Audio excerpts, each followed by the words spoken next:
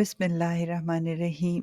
उम्महातुल मोमिनीन यानी मोमिनों की, मुसलमानों की माएँ, वो ख़वातीन जो नबी अकरम सल्लल्लाहु अलैहि वसल्लम की अक़द में आईं, उनको हम उम्महातुल मोमिनीन कहते हैं। इसमें सबसे पहले हम ज़िक्र करने चाहेंगे उम्मुल मोमिनीन हज़रत खदीजातुल कुबरा रज़ियल्लाहु ताला अन्हा का।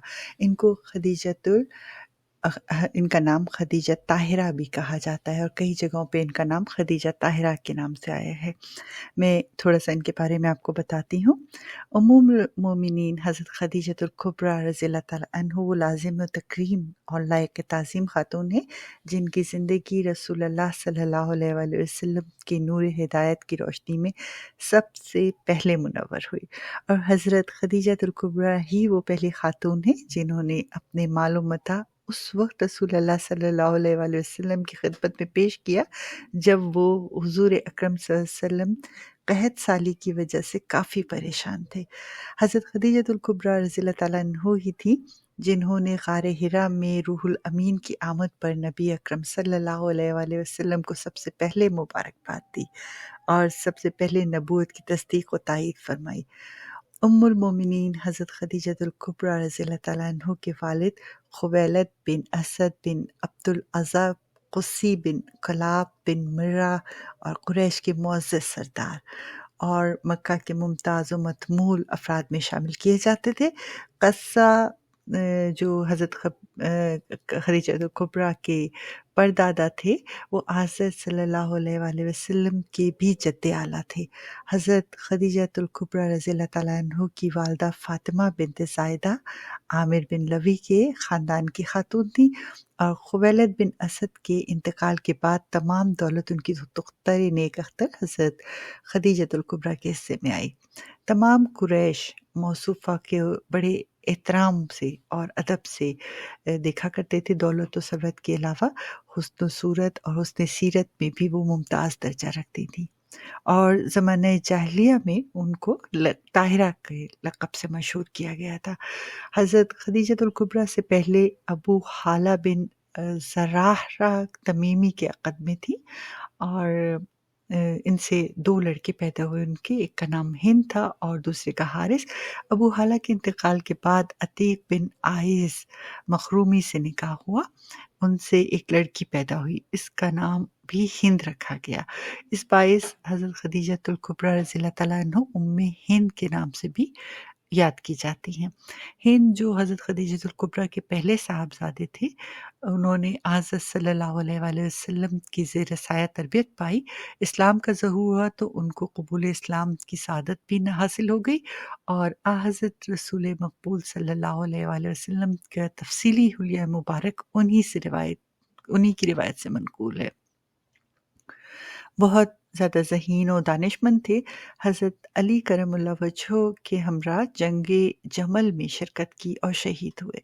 हज़रत खदीजतुल कुबरा रज़ियल्लाहु ताला अन्हा अतीक बिन आयस मखरूमी के इंतकाल के बाद कुछ ऐसी दिलबर्दाश्ता हुईं कि दुनियावी मामलात से दूर रहने लगीं। इनका ज़्यादातर वक़्त खाने काबा की इबादत में गुज़रता। आप रज़ियल्लाहु ताला अन्हा की ज़िंदगी में तक़द्दुस यहीं से पैदा हुआ। इस दौर में मक्के के बड़े-बड़े कुरैश सरदारों ने आपसे अक़द की ख्वाहिश भी ज़ाहिर की, मगर आपने सबको रद्द कर दिया। हज़रत सल्लल्लाहु अलैहि वसल्लम रिसालत से क़बल ही अमीन, रास्तबाज़ और हक़-गोई और नेक ख़ो के एतबार से पूरे मक्का में मशहूर थे। हज़रत सल्लल्लाहु अलैहि वसल्लम की ये शोहरत हज़रत खदीजतुल कुबरा तक जब पहुँची, तो उन्होंने कारोबारी मुंतज़िम आला के तौर पर हज़रत सल्लल्लाहु अलैहि वसल्लम की खिदमत हासिल की। इस अहम फ़रीज़े को हुज़ूर अकरम सल्लल्लाहु अलैहि वसल्लम ने जिस दयानतदारी, दानाई और खुश उसलूबी से अंजाम दिया, उससे हज़रत खदीजतुल कुबरा इतनी मुतासिर हुईं कि ख़ुद अपनी सहेली नफ़ीसा के ज़रिए हज़रत सल्लल्लाहु अलैहि वसल्लम से अक़द की ख्वाहिश ज़ाहिर की। हज़रत सल्लल्लाहु अलैहि वसल्लम ने इस सिलसिले में अपने चचा हज़रत अबू तालिब बिन अब्दुल मुत्तलिब से मशवरा किया। उन्होंने इस रिश्तेदारी पर बड़ी मुसर्रत का इज़हार किया, जो ये रिश्ता बख़ूबी तय पाया। अहले मक्का इस बात पर हैरत ज़दा थे। उन्होंने ये दोनों बातें उन्हें अजीब व ग़रीब लग रही थी। एक तो जनाब खदीजतुल कुबरा रज़ियल्लाहु ताला अन्हा का शादी पर तैयार हो जाना और वो भी मक्के के एक ऐसे नौजवान से जिससे अहले मक्का ने बकरियां चराते और ख़ुद जनाब खदीजतुल कुबरा रज़ियल्लाहु ताला अन्हा का माल तिजारत ले जाते हुए देखा था। इस निकाह की खबर रसूल करीम सल्लल्लाहु अलैहि वसल्लम के अज़ीज़ व अक़ारब और जनाब हज़रत खदीजा रज़ियल्लाहु ताला अन्हा के रिश्तेदारों ही तक महदूद नहीं रही, बल्कि ये अपनी नौइयत की ऐसी खबर थी कि जो दूसरे कबीलों तक भी उड़कर पहुँच गई। और इसमें कई बातें ज़ेर गौर आईं। बहरहाल ये रिश्ता हो गया और शादी तय हो गई और जनाब रसूल करीम सल्लल्लाहु अलैहि वसल्लम की जानिब से कबीला मज़र के तमाम सरदार मौजूद थे। जब सब लोग जमा हो गए तो आपके चचा जनाब अबू तालिब ने निकाह का खुतबा पढ़ाया। ये खुतबा अल्लाह ताला की हम्द व सना से शुरू हुआ। इसका इख्तिताम नबी अकरम सल्लल्लाहु अलैहि वसल्लम की तारीफ़ व तौसीफ़ पे हुआ। अगर ये कहा जाए तो बेजाना होगा कि खुतबा निकाह हम्द और नात का खूबसूरत तरीन इम्तिज़ाज था। पूरे खुतबे में बुत परस्ती का शमा ज़रा बराबर भी ज़िक्र मौजूद नहीं था। मोहम्मद सल्लल्लाहु अलैहि वसल्लम की मोहब्बत कूट-कूट कर भरी हुई थी।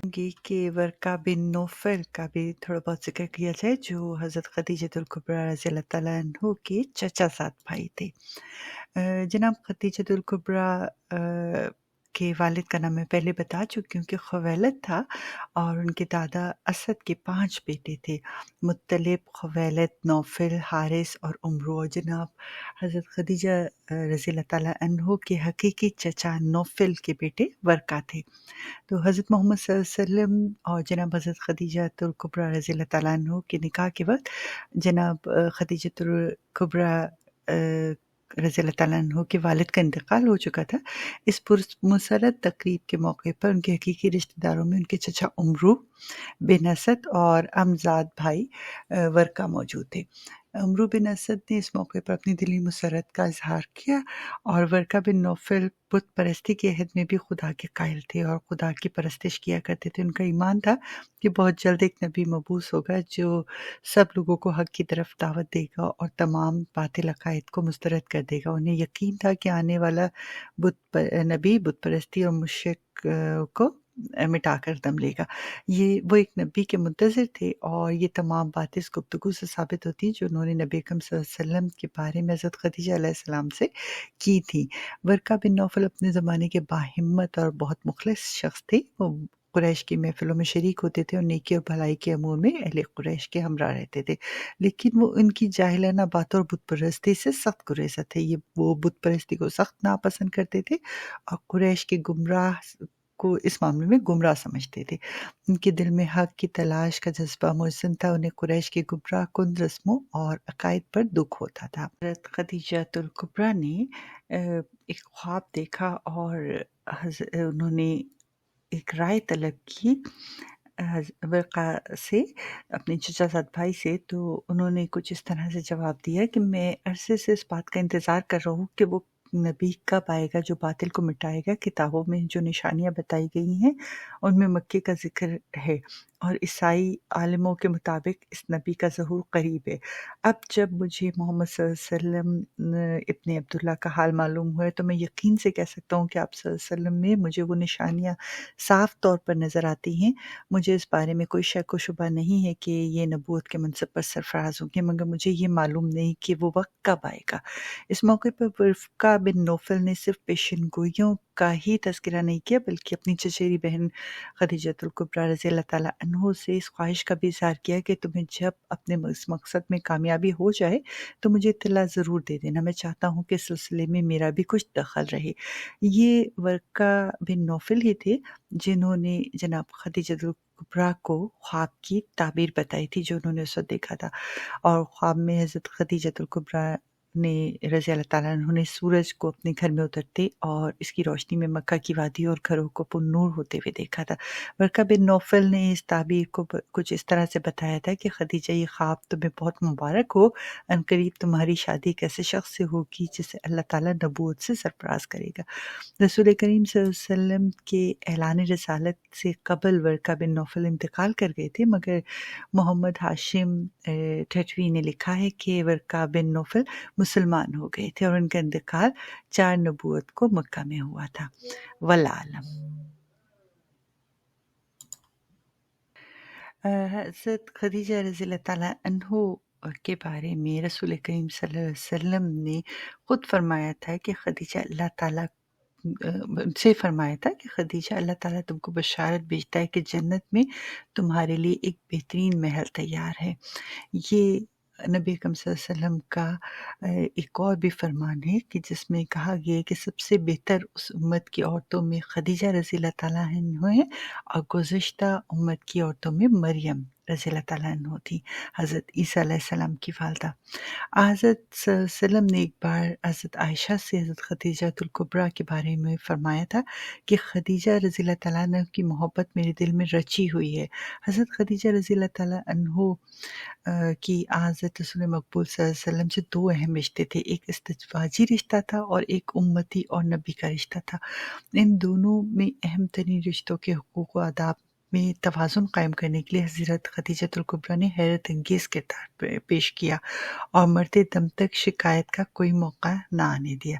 حضرت خدیجہ الکبریٰ کی زندگی کو دیکھتے ہوئے اندازہ لگایا جا سکتا ہے کہ آپ شروع ہی سے رسالت کی مزاجدان تھی، اور شاید یہی وجہ تھی کہ جب حضرت صلی اللہ علیہ وسلم پر پہل وحی الہی سے دوچار ہو کر غار حرا سے واپس آئے اور ساری کیفیت بیان کی تو حضرت خدیجہ رضی اللہ تعالیٰ عنہ کو کوئی تعجب یا شک و شبہ نہیں ہوا۔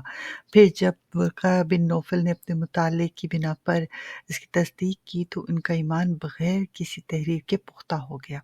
اس طرح حضرت خدیجہ رضی اللہ تعالیٰ عنہ کو نہ صرف یہ شرف حاصل ہوا کہ وہ پہلی مسلم خاتون ہیں، بلکہ یہ فضیلت بھی حاصل ہے کہ انہوں نے از خود ایمان قبول کیا۔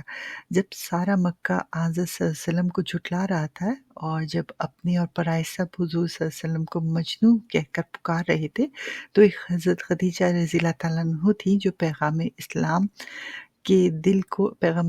کے دل کو ڈھارس بھی بندھا رہی تھی اور ان کے نور ایمان کی تصدیق بھی کر رہی تھی۔ اگلی ازدواجی زندگی میں یقیناً جو ہر کچھ اور ابھرا ہوگا، لیکن محسوس یہ ہوتا ہے کہ خدیجہ رضی اللہ تعالیٰ عنہ نے اول دن ہی سے حضرت کی ذات گرامی میں وہ سب کچھ دیکھ لیا تھا، جس کے بعد مزید کچھ کہنے کی گنجائش نہ رہی تھی۔ ہاں، معرفت کے درجے بلند سے بلند ہوتے جا رہے تھے، اور پھر وہ منزل آ گئی کہ خدیجہ رضی اللہ تعالیٰ عنہ نے حضرت صلی اللہ علیہ وسلم کی رفاقت میں اپنی زندگی کو ایمان کا مجسمہ بنا لیا۔ یہی وجہ ہے کہ حضور اکرم صلی اللہ علیہ وسلم آخر سانس تک حضرت خدیجہ رضی اللہ تعالیٰ عنہ کو نہ بھولے تھے۔ مبارک ہیں وہ خواتین جو حضرت خدیجہ علیہ السلام کے نقش قدم پر چلتی ہیں اور اپنے آپ کو ان کی جیسے ڈھالنے کی کوشش کرتی ہیں۔ حضرت خدیجہ کے انتقال کے بارے میں یہ کہا جاتا ہے کہ ایک واقعہ ہوتا ہے شیب بن ابی طالب کا، وہاں سے نکلنے کے بعد اور بعض روایتوں میں 3 دن کے بعد اور ہجرت سے قبل تقریباً 65 سال کی عمر میں رحلت فرما گئی تھیں۔ آپ رضی اللہ تعالیٰ عنہ کی وفات 10 رمضان 10 سن نبوت کو ہوئی۔